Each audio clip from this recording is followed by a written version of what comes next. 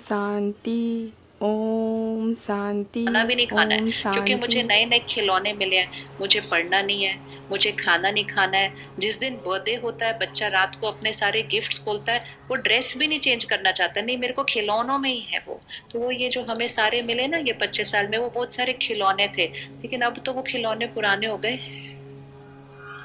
अब तो बैठ के थोड़ा सा रिफ्लेक्ट कर लें कि सिर्फ खिलौनों से नहीं खेलना है, और भी बहुत कुछ है जीवन में करने के लिए। लेकिन वो जो खिलौने बनाने वाले हैं वो बड़े इंटेलिजेंट हैं, क्योंकि उनका वो बिजनेस है। वो हर साल उस खिलौने का एक नया वर्जन बना देते हैं और हमारे हाथ में एक नया खिलौना पकड़ा देते हैं। और हम उन्हीं खिलौनों में क्या होते जा रहे हैं, इतने उलझते जा रहे हैं, इतने उलझते जा रहे हैं कि जिस चीज पर हम ध्यान नहीं देंगे उसकी शक्ति क्या होती जाएगी, घटती जाएगी। दोनों कंफर्ट्स चाहिए, एक नहीं। इसको अपने जीवन की, अपने घर की, अपने परिवार की प्रायोरिटी बना लीजिए। और अगर दोनों में से एक ज्यादा चाहिए तो पहले संस्कार ज्यादा अच्छे चाहिए। अचीवमेंट कम होगी तो इट्स ओके, क्योंकि अचीवमेंट सिर्फ फिजिकल कंफर्ट देगी, खुशी तो देगी भी नहीं, सिर्फ फिजिकल कंफर्ट देगी।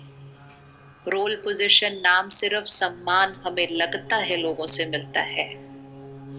रिस्पेक्ट और रिगार्ड बहुत फर्क होता है।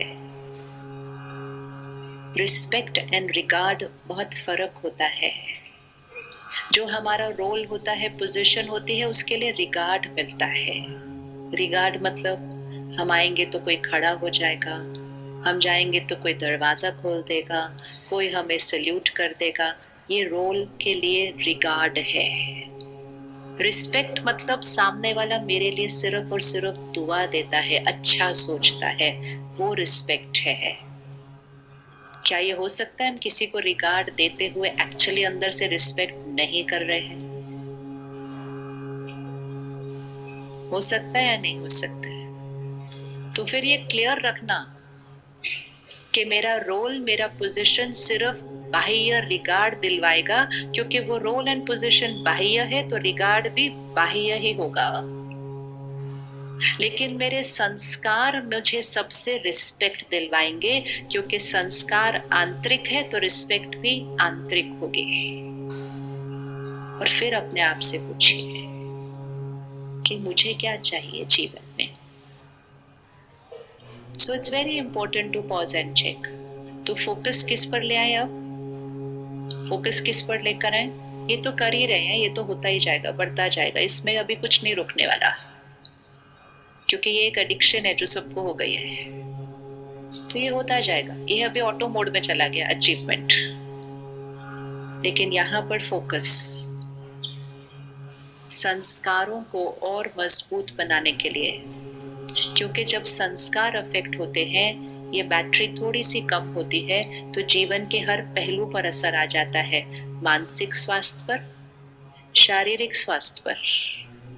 जो हम यहाँ हैं वो सारी एनर्जी हमारी बॉडी को मिल रही है।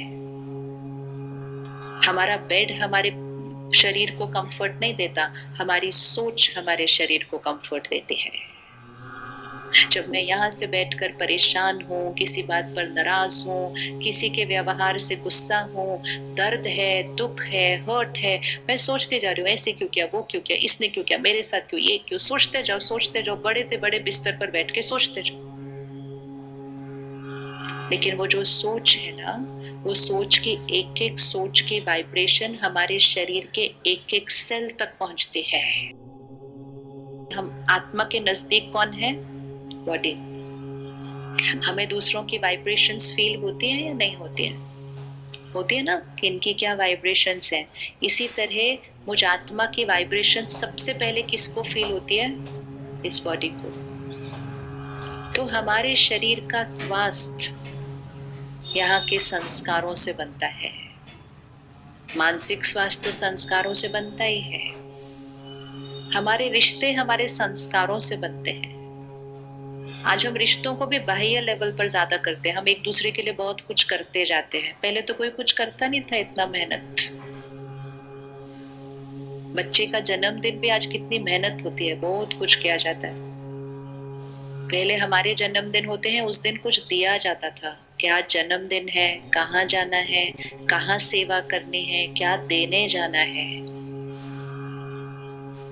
सेवा करने जाते थे ना जन्मदिन के दिन, क्यों माँ बाप लेकर जाते थे जन्मदिन के दिन सेवा करने के लिए? दुआएं मिलेंगी बच्चों को। आज हम क्या कर रहे हैं? दुआएं की जगह इम्प्रेस करने के लोग कोशिश कर रहे हैं लोगों को। तो हमेशा कर्म वो करना है जो कर्म इस डायरेक्शन में हो, और इस डायरेक्शन के कर्म का रिटर्न दुआएं अपने आप आती है, और दुआओं का रिटर्न ये बैटरी क्या होती जाएगी? चार्ज। और कोई तरीका नहीं है इस बैटरी को चार्ज करने का। All the money in the world इस बैटरी को चार्ज नहीं कर सकता है। All the money in the world वो नहीं कर सकता इसको। तो घर में अपने बच्चों के जन्मदिन बदलिए, कैसे बताने चाहिए, लेकिन हम नहीं करते, क्योंकि उन्होंने बर्थडे ऐसे मनाया था, उन्होंने बर्थडे ऐसे मनाया था, उन्होंने बर्थडे ऐसे मनाया था, फिर हमने भी कैसे मनाना है? जैसे सबने बनाया था उससे थोड़ा और बेटर। तो हर एक ने बर्थडे को क्या करना शुरू किया? थोड़ा और बेटर, थोड़ा और बेटर, थोड़ा और बेटर, मतलब थोड़ा और खर्चा, थोड़ा और खर्चा, थोड़ा। ये बेटर की डेफिनेशन हो गई, नवीनता की डेफिनेशन भी ये हो गई। हर साल के फेस्टिवल को देखे, और महंगा और महंगा और महंगा, खर्चा बढ़ता गया, लेकिन उस फेस्टिवल की जो सैंक्टिटी है, दिया जला लिया। अब दिए की भी सैंक्टिटी बदलती जाती है। बड़े बड़े गिफ्ट हम खरीदते हैं, एक दूसरे को देते हैं, फिर हर साल वो गिफ्ट का साइज बड़ा, महंगा, बड़ा, क्योंकि जो होगा वही तो देंगे ना दूसरे को। अब मेरे पास धन ज्यादा है तो मैंने और expensive gift. So everything started revolving around money, money. और जितना वो करते गए, यहाँ सुपॉस रेडी है संस्कारों और कर्म पर फोकस करने के लिए। यस, कौन से संस्कार है जो हमें थोड़ा सा अगर चेंज कर लेंगे तो आत्मा की बैटरी ऐसे चार्ज हो जाएगी? क्या करना चाहिए हमें? क्या करना चाहिए? कौन सा संस्कार? Just pause and check. मेरा कौन सा संस्कार है जो आंतरिक शक्ति को क्या कर रहा है? घटा रहा है। हाँ जी, एक्सेप्टेंस लाना है, गुड वाइब्रेशंस और पेशेंस, वेरी गुड, फॉरगिवनेस, क्षमा करना। हैं जी, स्माइल सिर्फ बाहर से नहीं, हाँ, स्माइल नहीं, हाँ, तो वो भी चेंज करना है। स्माइल बाह्य है, स्माइल बाह्य है, शुक्राना और हाँ जी, सप्रेसिंग द ईगो, हाँ,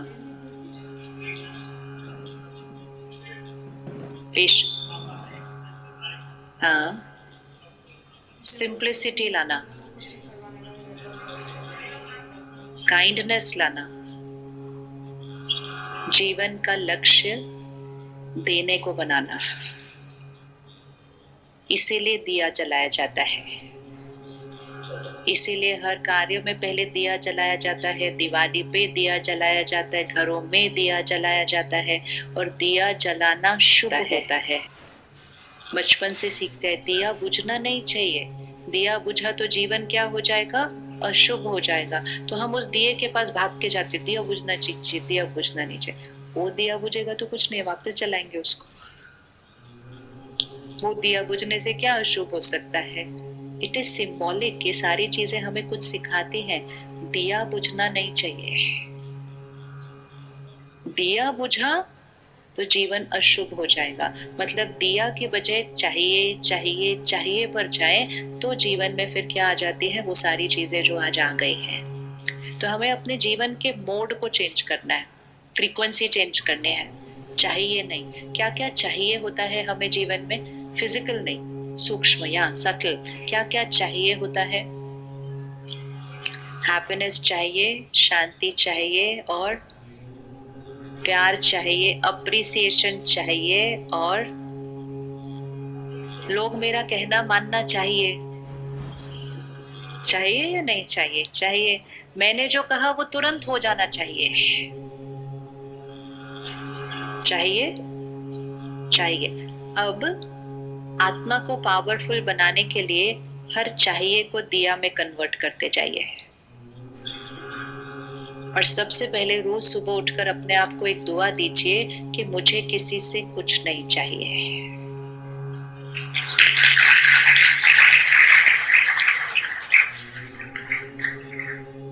ताली किस बात के लिए थी? सुनने में लाइन अच्छी लगती है ना? It is the highest level of achievement कि मुझे किसी से कुछ नहीं चाहिए। विच मीन्स क्या? विच मीन्स क्या? विच मीन्स यहां से भरपूर।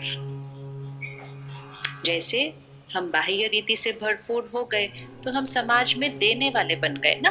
हमारे पास है, जब भी कुछ हो हम देने के लिए रेडी है, फिजिकल, क्योंकि हमारे पास फिजिकल है। इसी तरह जब यहाँ भरपूर हो जाएंगे तो हम ऐसे नहीं खड़े होंगे खुशी चाहिए, प्यार चाहिए, अप्रिसिएशन चाहिए, सम्मान चाहिए। हम चाहिए वाली साइड पे नहीं खड़े होंगे।